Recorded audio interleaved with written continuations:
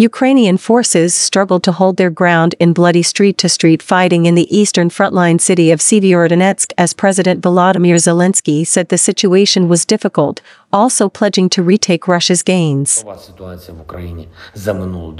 The situation on the front lines hasn't changed much over the last 24 hours. The absolutely heroic defense of Donbass is ongoing. The hotspots remain the same. First of all, Sievierodonetsk, Lysychansk, and Popasna. It is absolutely felt that the occupiers didn't believe the resistance of our military would be so strong, and now they are trying to bring in new resources towards the Donbass.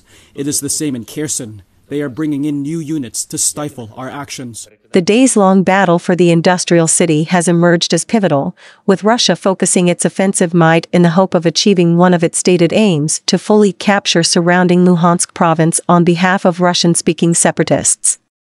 "We have to achieve a full occupation of our entire territory," Zelensky said by video link at an event hosted by Britain's Financial Times newspaper on Tuesday. Asked about comments by France's Emmanuel Macron that it was important not to humiliate Moscow, interpreted in Ukraine as implying some demands must be accepted, Zelensky said, "We are not going to humiliate anyone, we are going to respond in kind."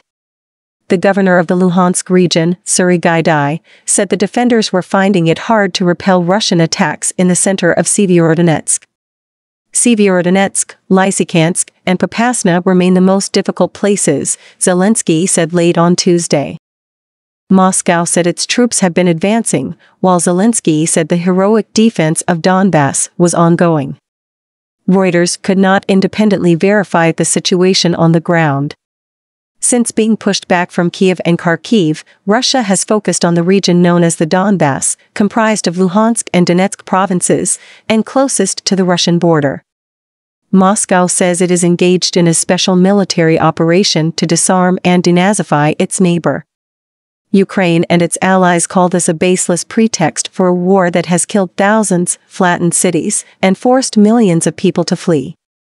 Zelensky said Ukraine would launch next week a book of executioners to detail war crimes. "I have stressed many times that all of them will be brought to justice, and we are getting closer to that, step by step."